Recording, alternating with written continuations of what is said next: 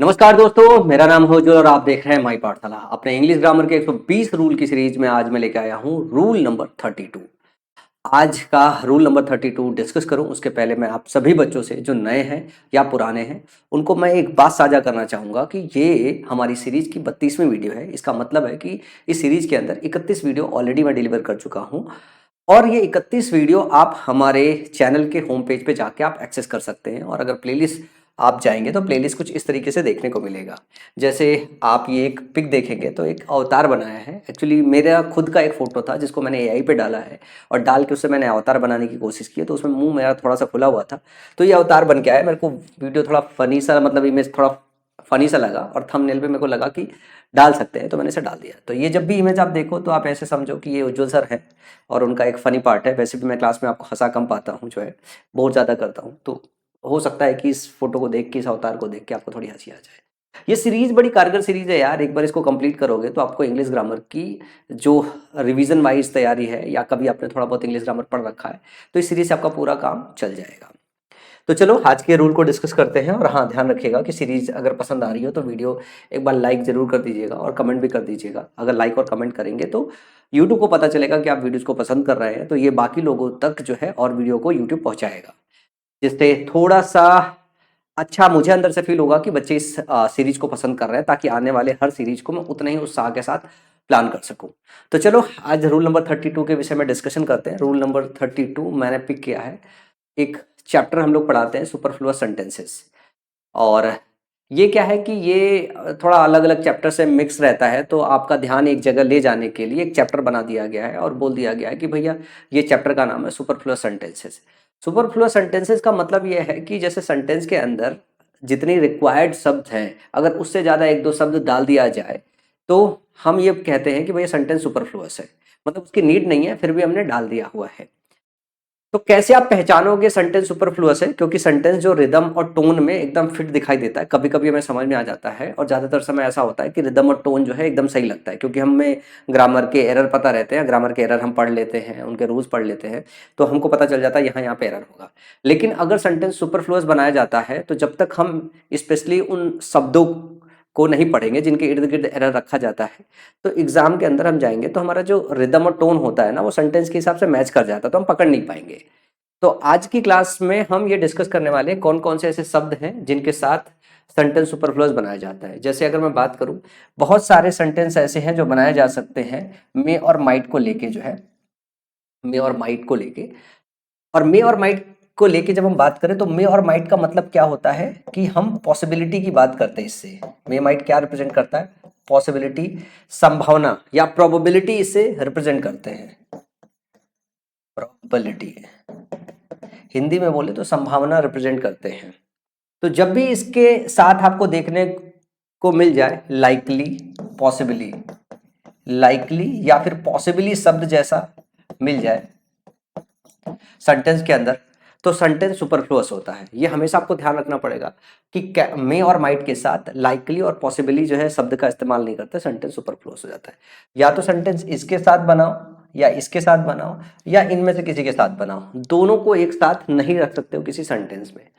इसी तरीके से कैन और कुड की बात करें तो कैन और कुड हमारी जो है कैपेबिलिटी बताती है, कैपेबिलिटी बताती है, या यूं कह दो ये हमारी एबिलिटी बताती है,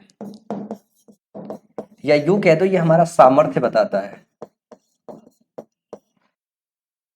तो कैन कुड के साथ एबल, एबल टू का यूज जो है सेंटेंस के अंदर सही नहीं माना जाता है, सेंटेंस सुपरफ्लुअस हो जाता है। कैन कुड के साथ जो है एबल टू का यूज नहीं होना चाहिए। मे माइट के साथ पॉसिबली और लाइकली जैसे शब्दों का इस्तेमाल नहीं होना चाहिए। इसी तरीके से अगर मैं बात करूं, 8 AM और 7 AM का मतलब होता है सुबह 8 बजे और शाम, मतलब सुबह का 7 बजे, ठीक है ना। इसी तरह हम 11 PM या 10 PM बात करें तो शाम का 11 और शाम का 10 हो गया। तो जो AM है ये अपने आप में मॉर्निंग को रिप्रेजेंट करता है। क्या करता है? ये अपने आप में मॉर्निंग को रिप्रेजेंट करता है। और जो PM है अपने आप को क्या रिप्रेजेंट करता है? इवनिंग को रिप्रेजेंट करता है। तो जब भी 8 AM और 7 AM दिया हुआ है या 11 PM या 10 PM दिया हुआ है, तो AM के साथ मॉर्निंग इस्तेमाल नहीं करोगे और PM के साथ इवनिंग इस्तेमाल नहीं करोगे, अदरवाइज सेंटेंस सुपरफ्लुअस हो जाएगा। इसी तरीके से अगर हम बात करें डिस्पाइट, डिस्पाइट का मतलब होता है in spite of, in spite of. इसके बावजूद, इसके बावजूद हिंदी में इसका मतलब होता है, या फिर के बावजूद भी कह सकते हो, के बावजूद। तो आपको ध्यान रखना होता है कि जो इन स्पाइट होता है ना, ये इसके साथ आप जो है ऑफ का इस्तेमाल करते हो, लेकिन अगर डिस्पाइट होता है तो उसके साथ ऑफ का इस्तेमाल नहीं करते हो। डिस्पाइट के साथ कई बार सेंटेंस आपको मिलेगा डिस्पाइट ऑफ डूइंग दिस,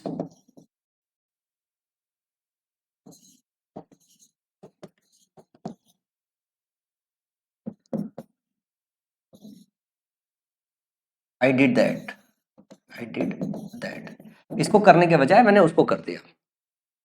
तो डिस्पाइट के साथ आपको ऑफ लगा हुआ मिलेगा, लेकिन जब हम डिस्पाइट ऑफ डूइंग दिस लिखते हैं तो रिदम में सही लगता है। तो ध्यान रखना है, डिस्पाइट के साथ ऑफ का इस्तेमाल जो है वो गलत होता है, तो इसको आप गलत काट दो। तो हम लिखते हैं despite doing this I did that, या spite of doing this I did that. तो इन स्पाइट के साथ आप ऑफ लगाते हो, बट डिस्पाइट के साथ आप ऑफ का इस्तेमाल नहीं करते हो। इसी तरीके से हम बात करें, जब आप नाउन का चैप्टर पढ़ रहे होते हो तो वहां पे भी आपको पढ़ाया जाता है कि कजिन का मतलब होता है चचेरा भाई या बहन, चचेरा भाई या बहन, चचेरा भाई या फिर बहन।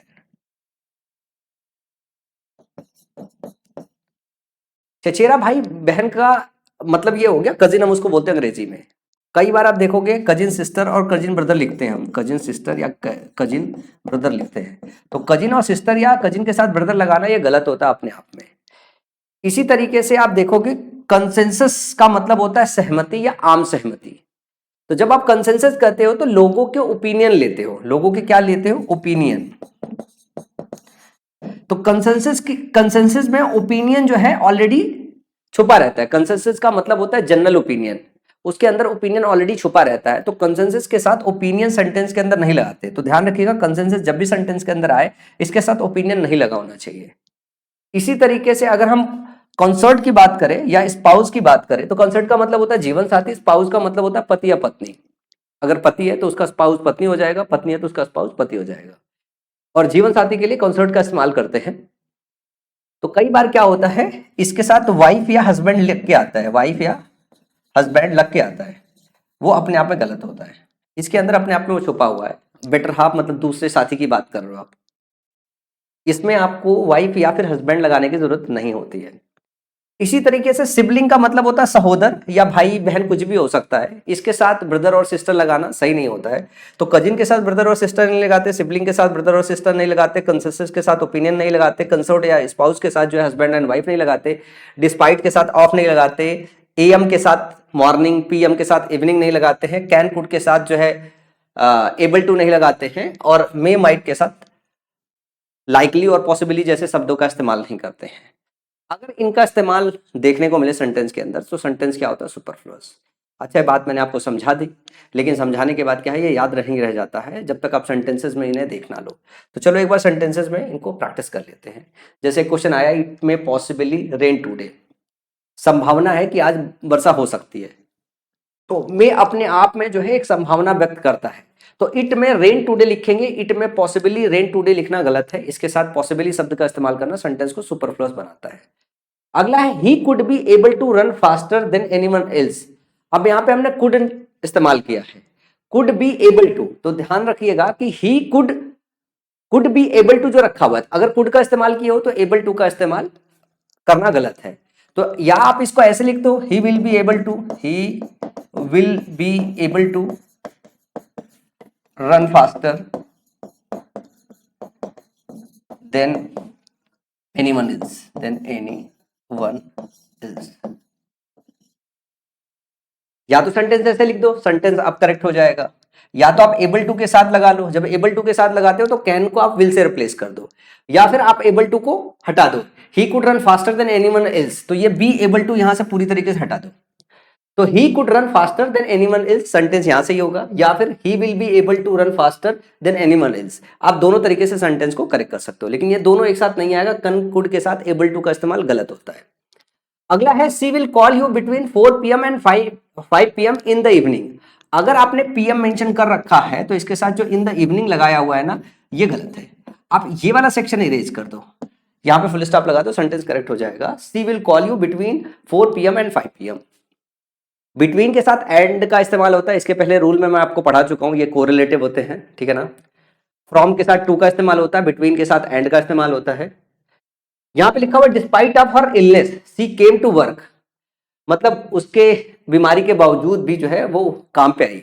तो डिस्पाइट अगर लिखे हो तो ऑफ नहीं लगाओगे, अगर ऑफ लगाना ही है तो आप इंस्पाइट लिखोगे, in spite of her illness she came to work. In spite आपको रिप्लेस किया जाता है डिस्पाइट से। अगला है she is my cousin, she is my cousin is okay, cousin sister कहना सही नहीं है। अगला है whenever the king travels, जब भी राजा जो है ट्रेवल करते हैं, ही इज ऑलवेज, वो हमेशा, एक accompanied by his consort wife his queen. अब कंजोर्ड लिख दिया है तो इसका मतलब उसके जीवन साथी की बात हो गई है, किंग है तो क्वीन ही उसकी जो है क्या होगी, उसकी कंजोर्ड होगी। तो ऐसे में यहां पे वाइफ का इस्तेमाल करना अपने आप में गलत है, तो सही क्या हो जाएगा, सही हो जाएगा कंजोर्ड से। He was the first to break the consensus opinion, अगर आपने कंसेंसस लिख दिया है तो यह आम सहमति हो गया, इसके साथ ओपिनियन का इस्तेमाल करना गलत है, इसके साथ ओपिनियन का इस्तेमाल करना गलत है। मैं उम्मीद करता हूं कि आज इस क्लास में जो मैंने आपको ये समझाया है, ठीक है ना, ये सब आपको अच्छे से समझ में आ गया होगा। Rule number 32। आज की वीडियो एंड करूं उसके पहले मैं थोड़ा सा अपनी किताब का प्रमोशन करना चाहूंगा, ये प्रमोशन बहुत जरूरी है। ये वो सारे बच्चे जो एसएससी एग्जाम्स की तैयारी कर रहे हैं उनकी तैयारी में एक नई जान डालेगा यह किताब। इस किताब में देखोगे तो सुपरफ्लुअस सेंटेंसेस करके आपको एक चैप्टर बना होगा, उस चैप्टर में तकरीबन, आज तो मैंने 8 पढ़ाया हुआ है, तकरीबन 42 ऐसे जो है पेयर ऑफ वर्ड्स हैं जो सुपरफ्लुअस सेंटेंसेस के फॉर्म में इस्तेमाल होते हैं। तो वो पूरा आपको पढ़ना बहुत जरूरी है। 42 के 42 जो है आपको सीक्वेंस में मिल जाएंगे इसमें। इसके अलावा लगभग हर चैप्टर सीक्वेंस इसमें पढ़ाया गया है, लिखा गया है। प्रीवियस ईयर के सारे क्वेश्चन हर चैप्टर के पीछे दिए गए हैं ताकि आपको अलग अलग ढूंढना ना पड़े। और अगर आपको समझ में नहीं आया तो QR कोड स्कैन करोगे तो मैं अवेलेबल हो जाऊंगा आपको पढ़ाते हुए। एक से ज़्यादा टीचर भी अवेलेबल हैं, अगर आप उसमें 2-2 QR दिया हुआ है, मैंने पढ़ा रखा है, एक और शिक्षक ने पढ़ा रखा है, कि किसी को मेरे से ज़्यादा बेहतर अगर किसी दूसरे शिक्षक की क्लास लगती है तो आप दूसरे शिक्षक से भी QR कोड स्कैन करके आप इसकी पढ़ाई कर सकते हो। तो बहुत लाजवाब किताब है, ये आपको मिल जाएगा माई पाठशाला ऐप से। इसकी कीमत 350 रुपये है, पर वर्थ इट है। 356 पेजेस की होगी, आई थिंक कि लास्ट अपडेट जब हुआ होगा तो 400 पेजेस के आसपास भी हो सकती है, ठीक है ना। तो 350-400 पेजेस की किताब है जिसे आसानी से आप पढ़ सकते हो। और पढ़ने में जो आपको समय लगेगा वो लगेगा आपको, आई थिंक कि 45 दिन में आप ये पूरी किताब अच्छे से पढ़ भी जाओगे, प्रैक्टिस भी अच्छे से हो जाएगी, समझ में आ जाएगी, और इससे आपकी डिपेंडेंसी बाकी लोगों पे घट भी जाएगी, टीचर पे भी घट जाएगी, माई पाठशाला पे घट जाएगी, किसी और जगह घट जाएगी। यही किताब आपका पूरा हमसफर होगा आपके एसएससी एग्जाम्स के प्रिपरेशन के लिए। तो आज की इस वीडियो में इतना ही, अगली वीडियो में फिर आपके साथ मुलाकात होगी। तब तक ध्यान रखिएगा और पढ़ाई करते रहिए जम के।